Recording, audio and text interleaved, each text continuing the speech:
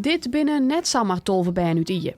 Deze tolvenbijn hebben een bijzondere band met elkaar en krijgt daarom komen ze om de 4-4 bij Bienoor. Om een babyfoto te maken of zo. Omdat we om de 4 een foto voor allebei maken. Waarom ga je de hele tijd met dezezelfde jeugd op de foto? Dat het een babyboom was. En weet je Mick precies wat een babyboom inhoudt? Meer kinderen in eenzelfde periode. Van een echte babyboom kon ze in Ije in 2016 wel spreken. In maar 3 maanden tijd waren er 12 poppen binnen. Zo'n die tijd komt de babyboom om de 4-4 bij Bienoor voor een groepsfoto. De band die lezen in een cirkel op groen, maar de hol naar een orta. En zo beziekje ze de foto van Doe elke keer zo identiek mogelijk naar te mijntjen. Omdat we het zien hier alleen bij de dwarsbelangenvergadering winnen we uitnoeren.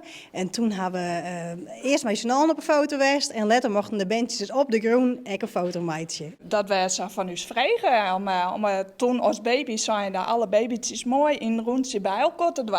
En ja, 4 wiel later hebben we precies wedstrijden. En nou hè, het is een mooi ploegje samen met elkaar. En nou, het zit nou mooi bij elkaar, zowat alle keer op squallen.